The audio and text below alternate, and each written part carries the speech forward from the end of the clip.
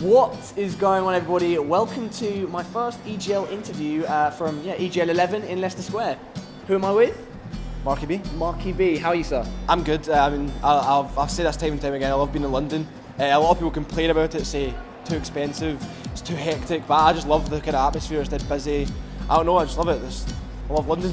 Which is good, because London is awesome, and if you don't like London, we'll come and find you. Yeah. And you don't want a Scotsman and a half Indian guy coming after you. I know, man. You'll get taken out. But yeah, so Marky, give us a bit of background coming up to this competition, because I mean, we first met at G1, brilliant competition, came second to Complexity, who are arguably the best Black Ops 2 team. Yeah. Then G2, you didn't have the best performance. Do you want to talk a bit about that? To be honest, we just started really slow, and like there was just certain things like our communication was shocking. Like I got into a really bad habit before G52 because I was actually really unwell. I don't know if some of you may know that I was really unwell before G52, and I got into this habit where, because it was hurting when I was communicating, and I got into this really bad habit, like I've said about 3 times, and at G52 I just didn't communicate properly, and I didn't realise this until after the first game, which obviously every game at G52 mattered. Like G52 you need to win every game, but you need to win at least 2 games, and we just came out really slow against Millennium. Envy, we felt like we played really good against Envy. It was so close. It was like one of those games that could have went either way.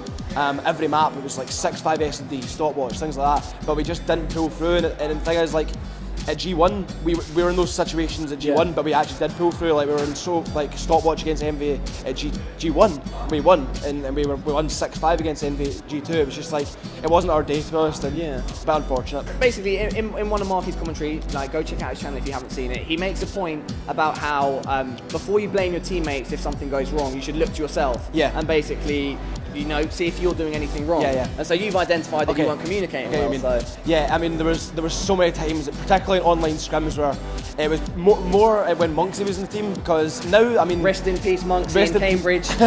I know, but more than when Monksy was in the team, me and him, like, we were really good friends, but in terms of, we both thought we were both these guys, we always think we're right, and we were always thinking like, I was always like, oh, we lost because that mistake, and I was never like looking at myself. And then I really went back and kind of looked at these gameplays, looked at the theatre mode and whatnot. Great thing, Activision, not Activision, Treyarch included theatre mode. But since then, I've just realised it's mainly me making mistakes. Like Call of Duty really is like minimise your mistakes and you win. It's really down. It's not even down to these clutch plays. It's more about minimising your mistakes. Even teams like Complexity, they go through their gameplays and they count their mistakes. That's what they said. I was talking to Kim6 at G50 and they said like they're allowed to make 3 mistakes per game, and that's the kind of minimum amount. And Swanee acting a fool in the back. Obviously, if they're making 0 mistakes, that's flawless gameplay. But it's kind of hard not to make mistakes. I mean, okay. Final question: how do you feel going into this tournament? And like, what do you think your chances are? Top 3, top 5? Like, how are you going to call it? It's a weird one to be honest, because obviously Kyle is our replacement for Rich, who was unwell, who's unable to come.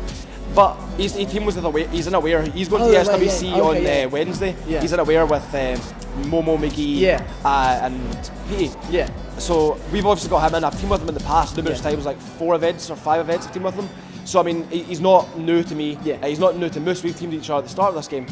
So I'm really confident. He's a great replacement for Rich. They basically do the same role. They're basically got the same personality as well. They're really quiet guys. They listen, and I'm thinking it's gonna be good. I'm looking forward to it.